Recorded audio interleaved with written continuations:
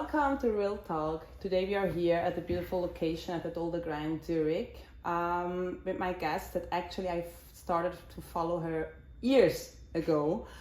And I started to follow her because looking into her Instagram, it's like art, but she catched me when she spoke up for really important things going on in this world in a really nice way of thinking.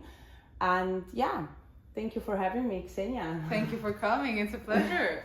No, thank you that you were so spontaneous. And as I told you before also, I really follow you since Snapchat. Oh, wow.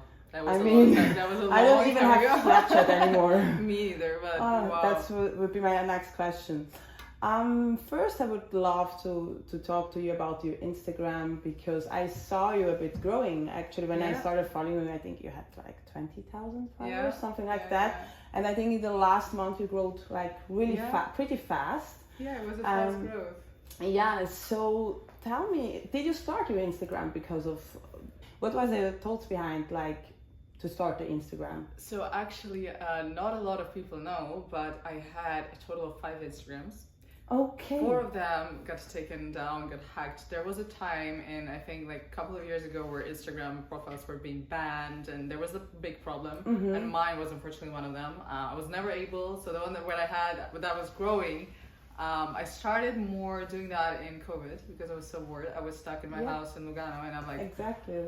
So I know you from your blad actually. yeah, exactly. I think that if you go and check at least, especially my TikTok, like my bed is there. Like you can see my roommate in my roommate. Yeah, you can see my room and you can know it by heart at that point.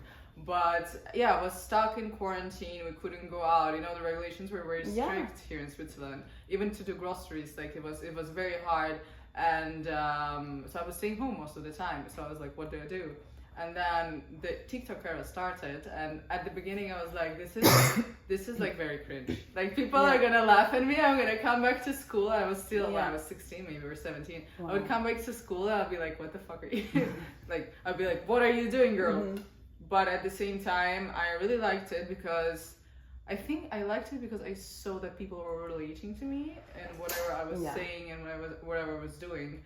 And then I liked it because I got a lot of feedback in terms of I helped someone with their journey, which was something that kept me going. And Instagram, for instance, it was maybe on a second spot for a while because Instagram was mainly to post pictures when I was traveling, and I love traveling. I travel a lot all over the world, so as much as I can. But now that both of the platforms they have an impact on people. I think that in the past 3 months, I've been trying to do more on Instagram as well, reels, and especially traveling, a lot of recommendations because like I'm a sucker for a good hotel, good restaurant, good lifestyle. Like that's something that I cannot just let go. So I think that maybe my opinion can help someone. You plan your trip, you plan, your next itinerary, and especially also I'm not scared to say what I think on social media. Exactly. Which is that's where you catch me. Yeah, I'm really not scared. Like you can not agree with me, and as someone who studied law, I think that it's important to back my point. And you can disagree with me, you can agree with me, but you need to be you can still be friends. You don't exactly. You need to be reasonable in in whatever you say and whatever you do. So yeah, that's why I mix it.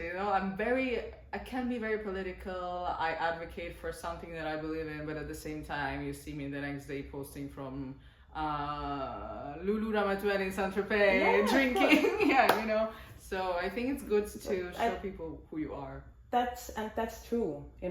That's you. You are not just posting like, oh, I'm here studying law because people don't know, but you just finished your studies in law. I just finished one. That's also a point that we will talk about because I think looking into your Instagram, the world is so judging always.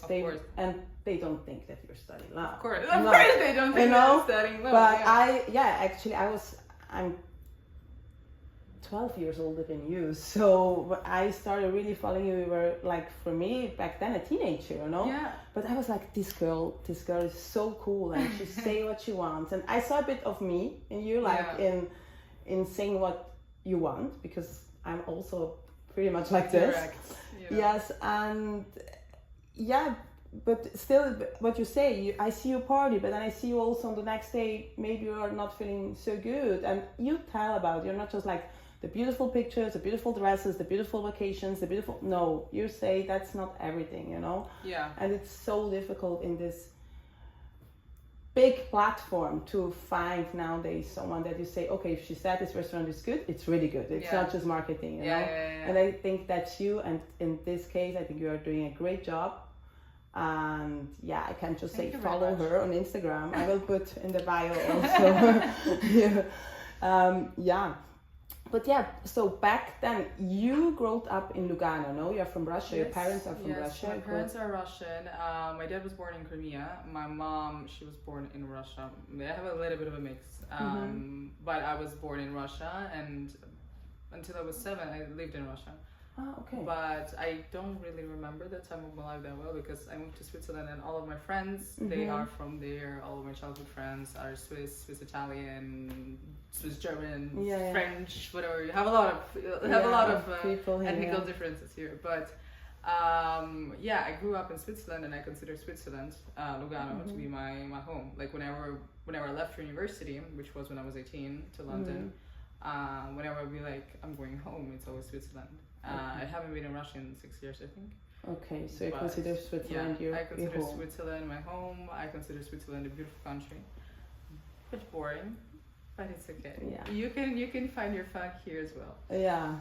But Switzerland is definitely my number one home. Okay. And when you finished like the normal school, you decided from the beginning, I'm going to London to do my studies? Actually, which was, it's funny to think about it now. Because for me, it switched fast. For me, it was like a big, it was not like, I don't know what I want to do. For me, it was like, you know what you want to do. Yeah, I'm a very spontaneous person, and how I actually Thank you for that. We organized this podcast in like 10 minutes. Yeah. So at the beginning, since I finished private Swiss school, I wanted to continue my studies in Switzerland, and I had in mind, which was very, very courageous of me and very bold, to go to the Polytechnic of Zurich. Oh, okay. To study engineering. Okay. That idea changed in the span of like a couple of months, where I understood that my my mathematics and scientific subjects are way far from the Polytechnic here. Okay, crazy. And so I was like, so what am I going to do now? And actually, when I tell this story to people, they're like, are you serious? Yes, I am. And I started watching a TV series called Suits. Yeah, no, on Suits, Netflix. And I wanted to become a lawyer. I was like, I'm going to become a lawyer. I went to my father and I'm like, Dad, I'm going to become a lawyer. He's like, why? It's like, I think that... Because of Netflix. Because of Netflix. No, and he was always supportive. My parents were always supportive. Yeah. I come from quite a strict family, so especially my mom. My dad is very, very nice and chill. My mom, she would, I loved fashion, but she would never like let me go study fashion somewhere. Okay. Because, I mean, at this point, I get her. Like, you always have, even as a woman, no matter how old you are, you always have time to do whatever you want. Always. So obviously I understand her point of view that as a first career, you need to have something concrete. And I really like law. I like arguments a lot. I think it also suits you. Like the suit. The suits me. It suits you as saying before, you have an opinion. I think you are someone that has these strong opinions, and so you're, I think, in the perfect. Yeah, I think that's what I thought when I went to study law. Okay. Now that I finished, I'm not gonna lie, and in the UK, because of COVID as well, COVID really did damage to the education system, I think, especially, but everywhere, in university especially, we had everything online the first year, for example. So I came to London. I decided to go to London in 2 months because I had my 2 best friends, they're twins from Lugano. Hello. And they're like, we're going to London next year. They were studying in Milan, they're older than me, so they were studying in Milan, and they're like, we're going for 1 year to London. Why don't you come? And I was really considering Paris at that point. I was considering Sorbonne because out of all the languages, I recently understood that German is not my forte, but French, I know how to speak it and at a level of being able to study it. But at the end, I was like, you know what? London sounds like like a plan. Yeah. So in 1 month, I did the applications. I went to London, and we moved. We were living on two opposite streets. Yeah. I was always at their place. Yeah, and it was crazy. The first year in London was insane. And the other two were as well crazy. But okay, nice.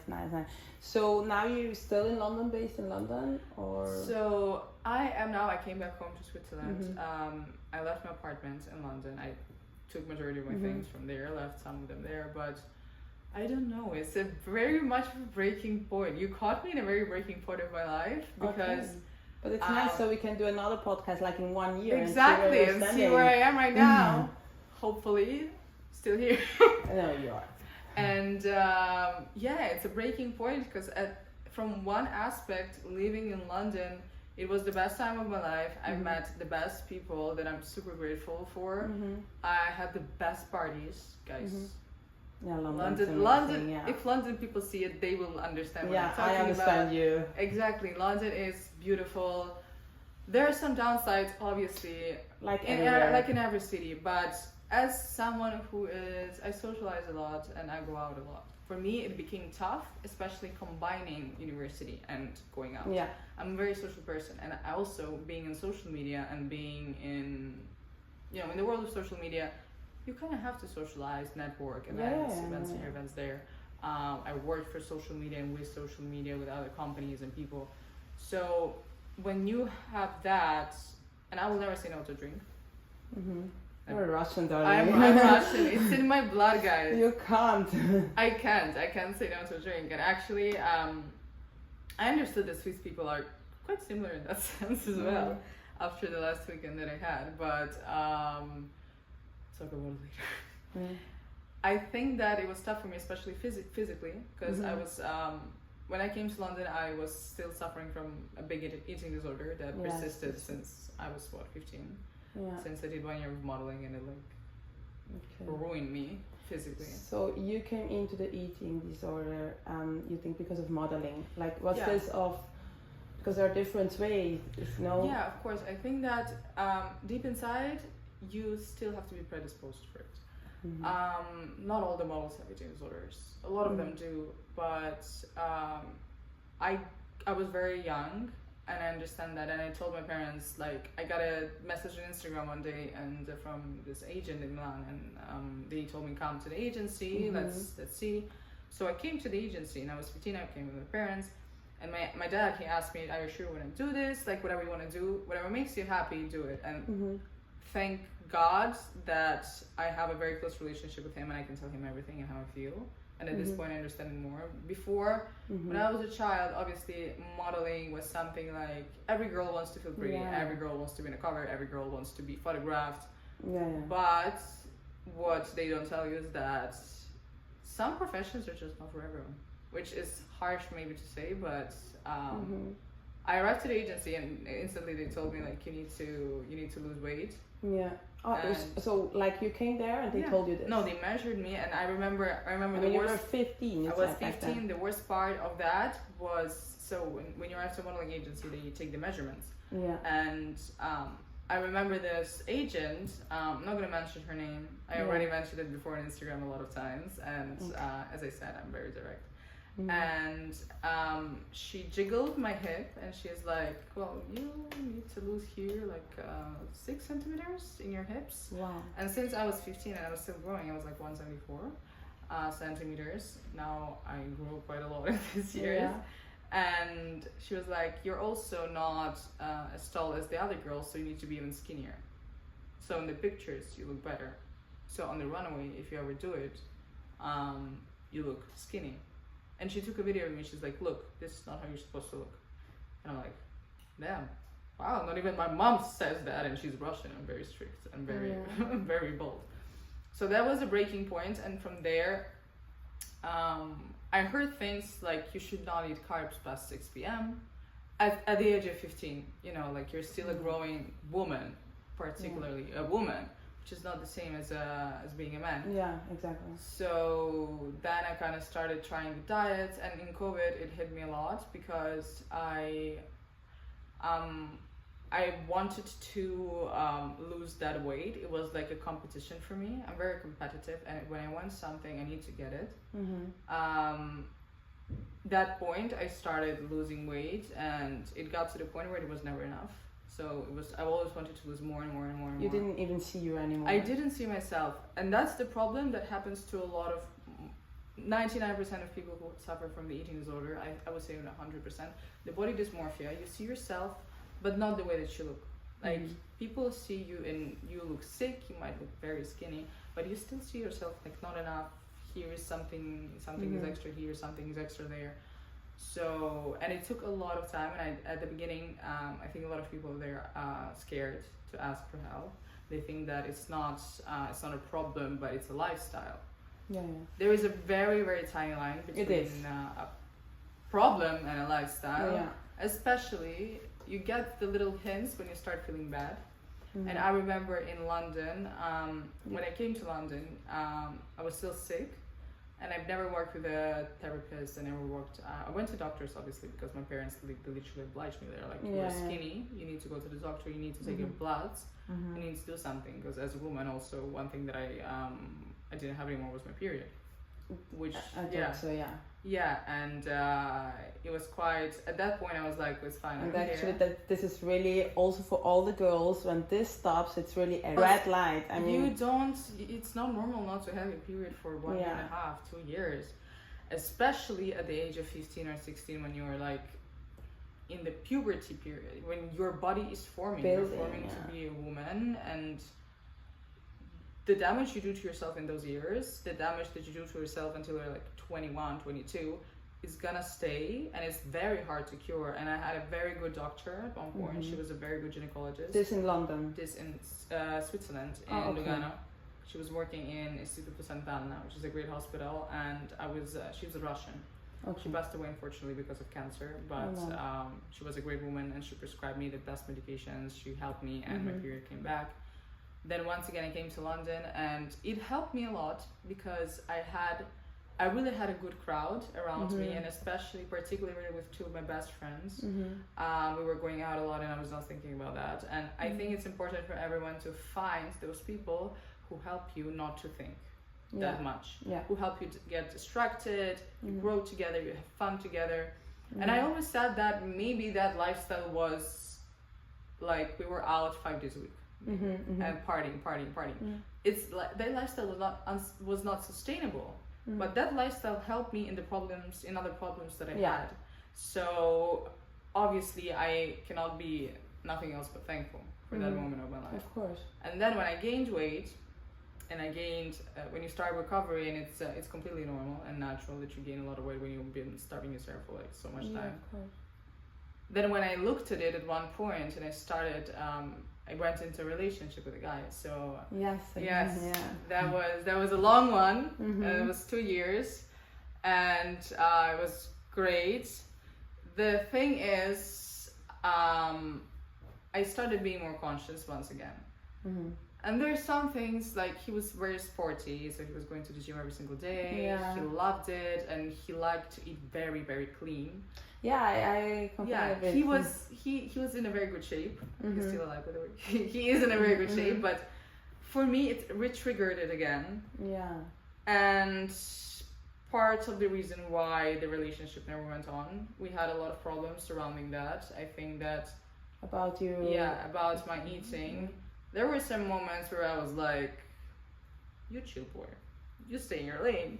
Because I hated when people told me, like, when people pointed it out. And when you start dating someone in a serious way, and we were for one time living together even, there were some things that he was noticing. And when you don't know how to deal with someone who has an eating problem, you might pass as a rude one. Wherever it's a very tiny line. Once again, you say something, you trigger someone, and that's it.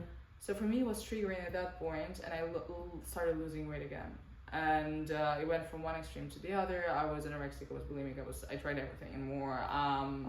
Like right now, for example, there is this wave of Ozempic, which I never tried, That's right. You know, like I'm not proud about. I mean, it's the industry, the fashion industry, the social media industry, they always will tend to have preferences and trends.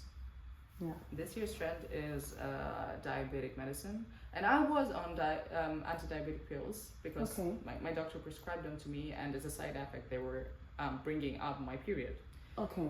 So I know how the effect is, but at the same time, I was combining it with a solid recovery. But this, we have to say, to point at this point, that you were taking this pill with prescribed, and you had like a doctor there checking on you. You had these appointments and stuff. It's not you went and you got it. Yeah, no, you now you can go and get it, and if you really want to. But once again, it all starts to become so natural, because I think that I'm pretty sure, and I'm of the opinion that every habit that you adopt throughout life, it's very hard to get rid of, especially when you are so concentrating on being the perfectionist, the perfect version of yourself, and injecting yourself with the Ozempic as a habit, taking pills as a habit, going to throw up in the bathroom after you eat is a habit, not eating until a certain time and eating once a day is a habit. Yeah. Like drinking a lot is a habit for some people, and other things as well. Yeah. And getting rid of it is extremely hard, and many people are not able to do it on their own. No. So you should also not. I think you should get help. That's so you important. should get help. And that's what I always see on your Instagram. You tell the girls you should get help. I had a breaking moment. I think so. I broke up with my ex in January. I think Instagram are really sad about. Of course, you say the background, and we totally get you, but. For like the Instagram, like you're like, oh no. Everyone was like, no way, you guys are such a beautiful couple, and I'm like, well, like some things happened, and it was not healthy for him. It was not healthy for me as well. And that's the most important. And I think that at the end of the day, you never know what happens in the future. I will always be thankful. We did amazing trips with him. We had our ups and downs. Sure, he was much of a calmer person than me. I have like a stick up my butt in terms of going around and traveling and partying. Like I'm a very much of a heart of the parties, so I love a good party, and I love being around people who love to have a good party. And at this point, like it's after 2 years of relationship, I'm back at it, and I'm happy, and I feel good. That's the most important. Exactly. Obviously, needless to say, in every breakup, you're gonna go through a moment where you're like, that's normal, But life goes on. Life goes on. One thing that I must say, life goes on, and I'm single. You're single? Single and alone, or just single? I'm a single. I'm single, and for now, I'm alone. I mean, I'm just exploring life. Yeah, and you are now also not in a model agency. You're doing your own. I'm you are doing, own model now. Yeah, I mean, if we look at your Instagram, you are your own model. I mean, I'm doing social media, and that's amazing. That also I recently met a lot of Russian-speaking girls. Usually my crowd used to be very Swiss and very Italian. I usually met a lot of like Russian-speaking girls and who have the same passion for social media. Yeah. Hi, Katya. And we kind of complement each other. We help each other. We do things together. We do reels. We film. It's fun. Some people would say cringe, like get a job, but I think that it's completely fine. Like you do whatever you want to do. I mean, that's the point why I always like what you said, because you don't care. You do what I can see what you do. You feel what you do. It's not I'm doing because I have to, or I'm doing because it's cool now. Yeah, I really don't care. Yeah. Like one motto for life that I have, I don't care. Yeah. And like you think whatever you want, I don't care. Yeah, that's exactly me, and that's why I also started this podcast. I was like before, and should I not? And I said, who is telling me to not? I mean, exactly. I'm the one who has to say yes. You are your own judge. I mean, exactly. God will judge us one day, not people on social media. So, were you always this secure? What? Were you always this secure? Like, always you felt like... I think that it came mostly from my mentality in terms of, I have a very, very strong background of Russian family. And when I was a child, I always used to practice sports. First, I started to practice professional dance when I was 4 years old. I won championships in Russia when I was 10. So Okay. I started very young, and horseback riding, tennis, summer camps, sport. So you have Language really camps. like this cliche Russian The background. cliche You know, Russian like when we talk background. about Russians Yes. or Asians, also like it's this, yes. The strict parents. Yeah. Mostly my mom, my dad. Back then, he's older now. He's 81, but back then he was working. So that's one thing he said. He called me the other day. He's like, I really regret not spending enough time with you. I was like, oh, that's the sweetest thing you ever said in the past 10 years. Yeah, it's like I really regret not spending time with you because I was always at work. But at the same time, I understand totally. Like, you gotta do what you gotta do. You do it for your family, you do it for your kids. So my mom, she's a surgeon. I had to fill out my day. And I remember in Switzerland when I came and I started studying, I was like, I really want to go out. I really want to go out with like kids my age. And I always clicked with older people, although. So all of my friends, they're like at least 3-4 years older. Now it goes from 3 to 4 to 25. So, you know, like I always was a rebel kid. You know, in the strict families, I used to sneak out at night. I used to go to parties at night. Hi, it's me. Yeah, exactly. Me too. Yeah, and I used to have. I don't encourage this behavior. By the way, I used to have. I have 2 kids. Don't do it. Yeah, don't do it. Don't do it. I had fake IDs with sneaking into clubs. It was the best. One of the best times of my life. Of course, yeah. And I had a great group. And the kids group that at one point, thankfully I'm keeping in touch with most of my Russian friends right now, but we all separated for uni. We went to different countries and places, but yeah, like I was always I would say always secure. Yes, I never really, and thankfully, and I hope it never happens, met a person who broke me or who was able to break me. I think that at this point I'm kind of the own mentor of my future and what I do. I'm aware of what I do, sometimes not really, but it's fine. I'm young. I know that I'm young. I know that mentally I'm older than I am. You are. And there were a lot of factors that contributed to me growing up very fast. Being with older people, having a background that was like quite a strict and family that was pushing me to be the best, to do always the best. And also, you know, trauma in life counts a lot. With trauma you grow, and you grow a lot, and it forms the person that you are. Because now I think about it, I went through traumatic events in my life. Trauma does grow you. Trauma is a big generator for, I think, for building a stronger character. For building a stronger character. Yeah. For some people. For me it was. I think that I lost a lot in life in 21 years. And I gained a lot of it as well. And everything is a lesson, you know? Yeah, that's true. So, yeah, that's... So, we are talking about lose. I know you lost a brother. You have 2 brothers and one you lost. Yes. And how did this impact your life? I mean, of course, was sad and everything.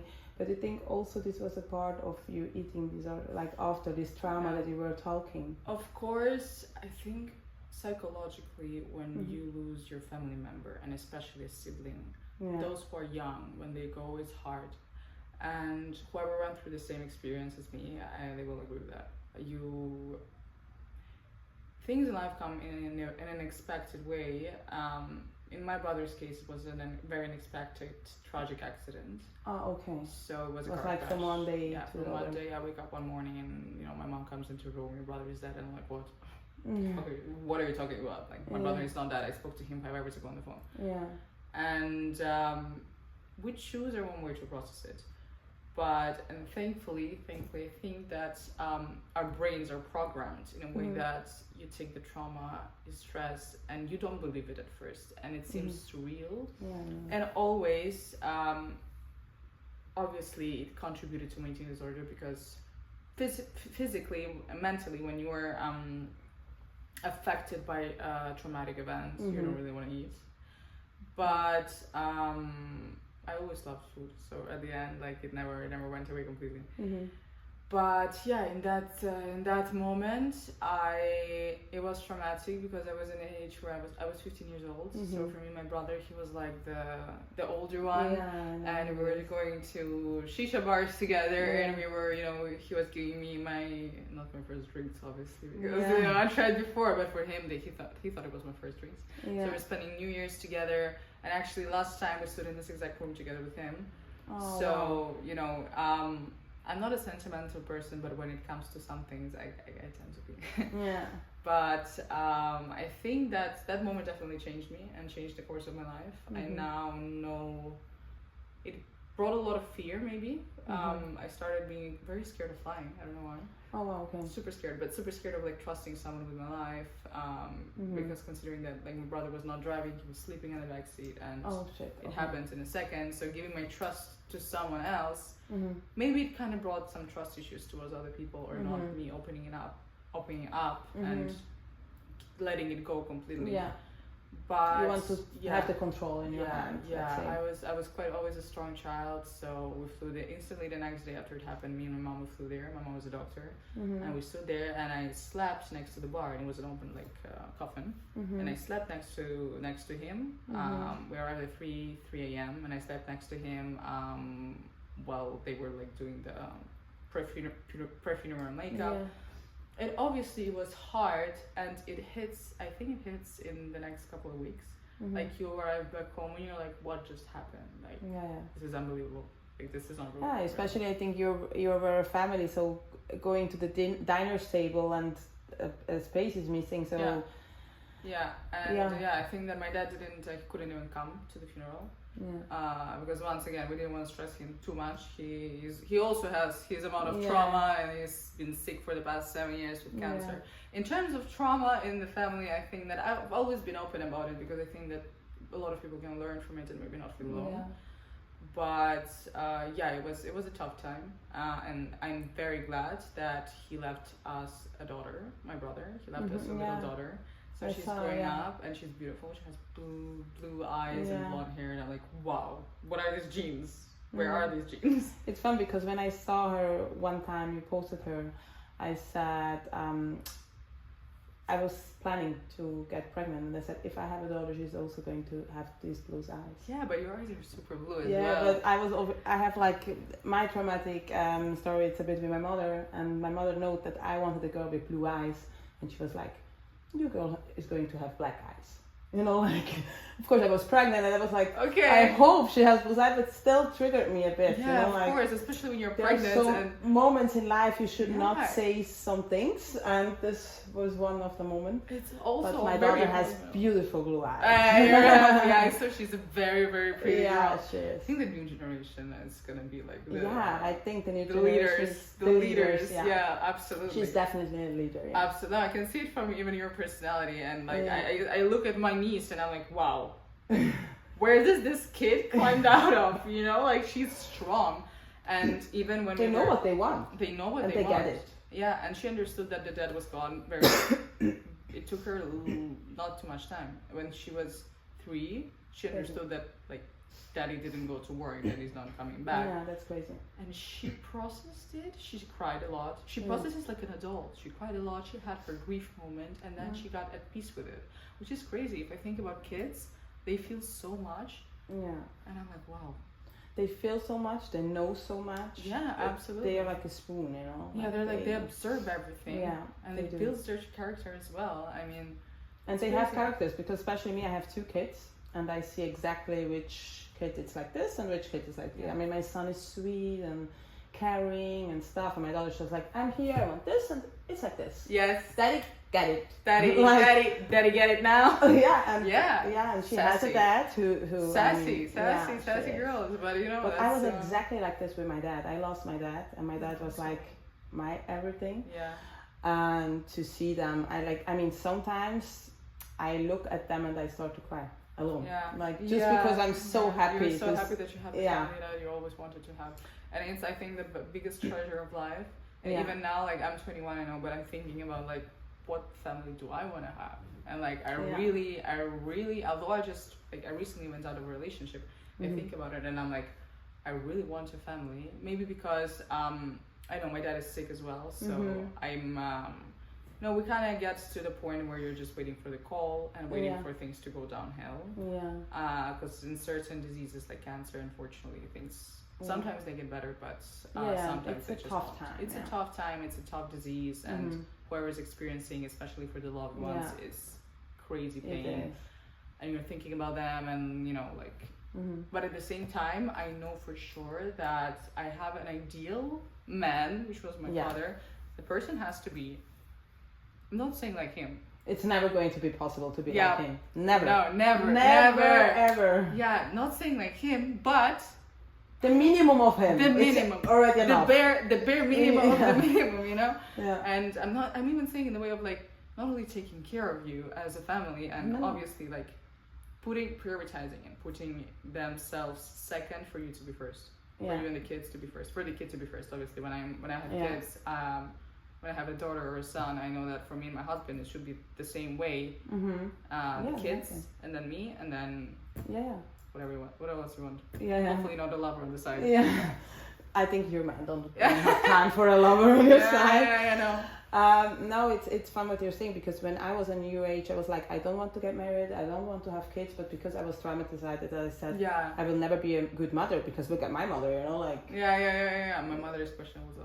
So I was like, how should I be a good mother if I don't have like someone showing me how to? So it's fun that you are already like, you know how, so you are really in a good point already. Yeah, I'm navigating. It's not easy because I have also a fear of missing out, a fear of being alone. But not a fear, but sometimes you think about. Yeah, I think about it, and I'm like, I have a very strong personality, and not many men like that. They kind of fear that at one point. You have to find a really calm man. Yeah, so he either has to be really calm or he has to be a bit older.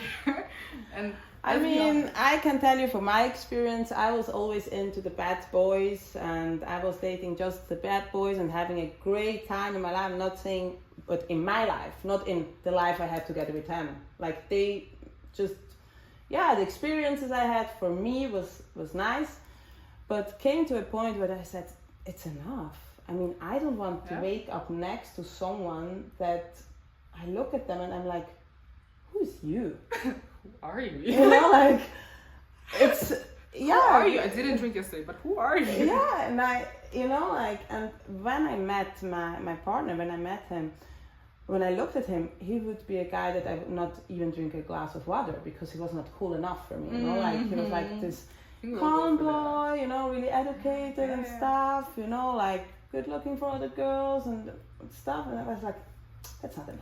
You know? But we moved in together after 10 days.